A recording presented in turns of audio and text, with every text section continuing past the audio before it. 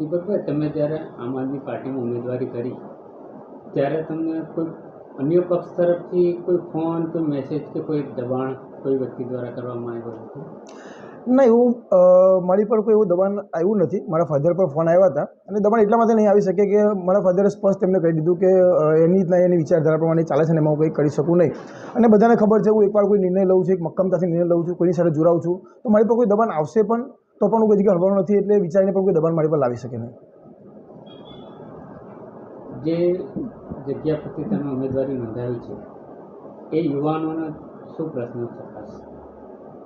અમે જે વિલાયત જિલ્લા પંચાયત સીટ પર મેં ઉમેદવારી નોંધાવી છે એ વિલાયત જિલ્લા પંચાયતનો હું ગામે ગામે ફર્યો છે અને ગામે ગામે જ્યારે ફર્યો છે તો યુવાનોને સૌથી પહેલાં રોજગારનો સૌથી મોટો મુદ્દો છે કે 4 GRC હોવા છતાં પણ અમને રોજગાર નથી મળતા અને બહારના લોકો આવી અને અહીં આગળ નોકરી કરે છે, સ્થાનિક લોકોને નોકરી મળતી નથી. ગામમાં અમે જે ગરીબો લોકોના જ્યારે એરિયામાં ગયા તે લોકોને આવાસ પોતાના નામ પર નથી, આવાસ કોઈને મળી પણ નથી.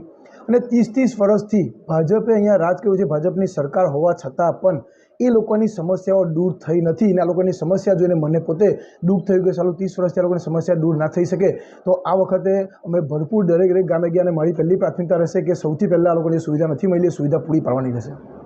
જીતના આશાવાદ કેટલા?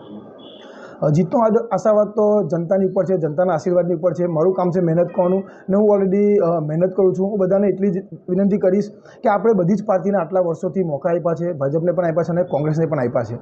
આ વખત તમે બદલાવ લાવીને યુવા નેતાને મોકો આપો. અને હું તો બધાને કહેવા માગું છું કે હું કદાચ તમે કાલ ઉઠીને મને આશીર્વાદ આપી અને જીત પૂરી કરાવશો હું દરેક લોકોને એ વસ્તુ કહેવા માગીશ કે પ્રાથમિક તમારા જે મુદ્દા છે મારી સૌથી પહેલી પ્રાયોરિટી રહેશે કે તમારા ગામના ઘરે ઘરે પૂછીને મુદ્દાઓ હું સોલ્વ કરીશ, બધાના પ્રશ્નો હું હલ કરવાની કોશિશ કરીશ. ને કદાચ જો એમાં હું કરવા સક્ષમ નહીં રહ્યો તો હું છાતી ઠોકીને કહું છું કે આગલા 5 વર્ષની અંદર 5 વર્ષ પછી બીજા ઇલેક્શનમાં મને ગામમાં ઘૂસવા દેતા ના.